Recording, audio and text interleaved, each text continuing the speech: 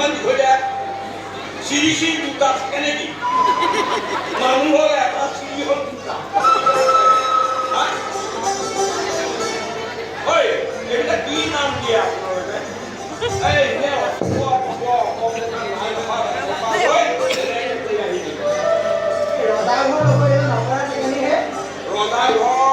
ৰজাঘৰ বেলেগ ৰজা মই প্ৰজা সেইটো বেলেগটো একো কথা নাই নহয় আমিও মানুহ ৰজাও মানুহ মনুষ্য জন্ম লৈ আহিছোঁ তাতে কি হ'ল ভগৱানকে শ্ৰী শ্ৰী বুলি কয় আপুনি শ্ৰী শ্ৰী দুটাকো পাব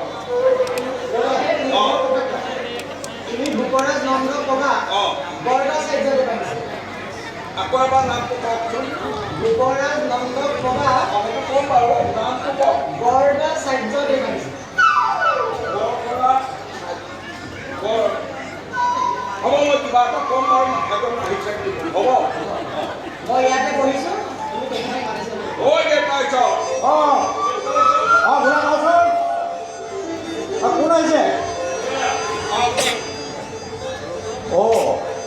আচাৰ্যদেৱ আজি আমাৰ কি যে সৌভাগ্যৰ দিন যিজনক আমি মাতিও আনিব নোৱাৰোঁ তেনেদৰে আজি নিজে আহি আমাৰ কিহত পদধূলা দিলে কি যে আমাৰ সৌভাগ্যৰ দিন আচাৰ্যদেৱ মোক প্ৰণাম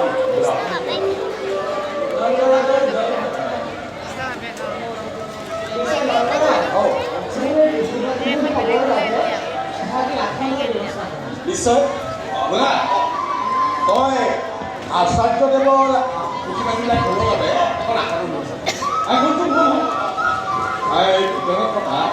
ৰাৱণসকলকো ইয়াত দিবি শুন তয়ো কথাখিনি একেবাৰটা শুনি নলওঁ কেলে মোক ধান নকৰা হৈছে একেবাৰটা কথাখিনি শুনিলে ভাল কি কৰিম আচ্ছা শুন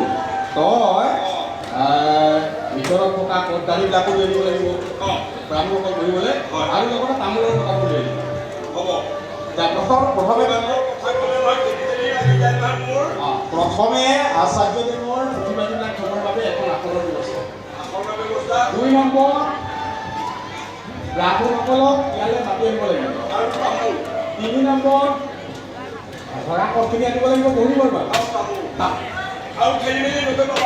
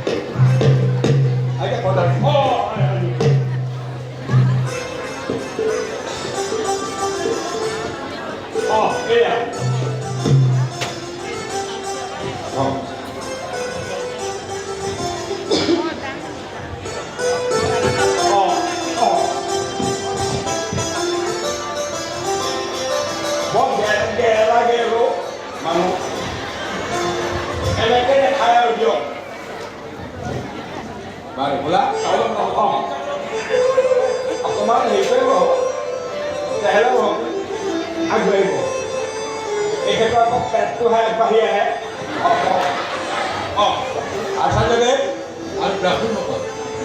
আপোনালোকৰ শুভৰ আগমনত আজি মই পৰম গৌৰৱান্বিত অনুভৱ কৰিছোঁ যোৱা বছৰ মই এই একে সময়তে মোৰ পৰম বান্ধৱ বসুদেৱৰ অন্যতম ভাৰ্যা ৰোহিণী দেৱীৰ উৎপত্তিৰ জন্মদিনতো এই একেই আনন্দ আৰু একেই উৎসৱ হৈছিল সমগ্ৰ গকুলপুৰী বতৰীয়া কৰি তুলিছিল আজি আমাৰ যশোদা দেৱীয়েও এটি অভূতপূৰ্ব সন্তান লাভ কৰি সমগ্ৰ গকুলপুৰী জয়শ্ৰী বৰ্ধন কৰিছিল আপোনাক সকলোটিয়ে মোক গুণানুতিৰ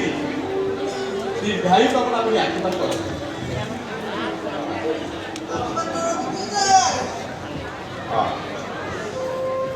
আহিলেই নহ'ব, আপোনাকতো কৰিব লাগিব। অঁ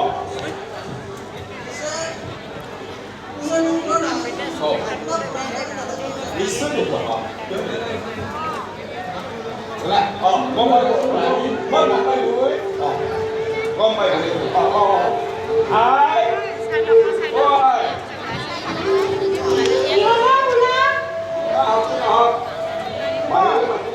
আচাৰ্যদেৱ অনুগ্ৰহ কৰি মোৰ পুৰাণটি জাতক কৰিব বুলি আপুনি কৰিবলৈ আপুনি কোৱা অনুসৰি মই সকলো কাম সমাধান কৰিছোঁ।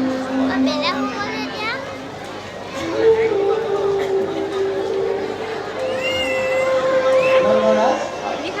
আৰু সমবেত জয়মতী কেইবাৰে সকলোৱে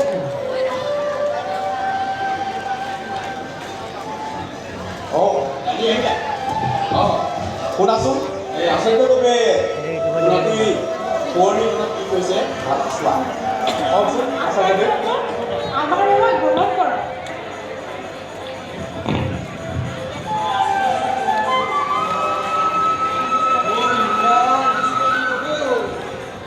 এইটো লগাব নালাগে মোক নলগা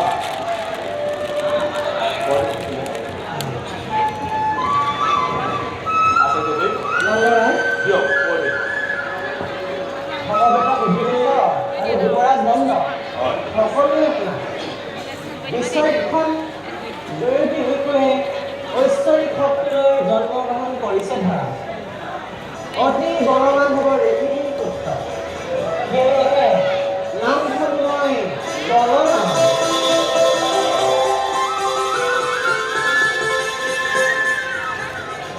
আৰু অন্য এটি নাম হ'ব শংকৰ। আৰু তেখেতৰ হাতৰ অস্ত্ৰ হ'ব মুখল। মুখৰ কি মুখল মুখল মানে হৈছে নাঙল। নাঙল হয় অঁ চিধা চিধিকে ক'লেই হ'ল নাঙল বুলি আৰু আৰু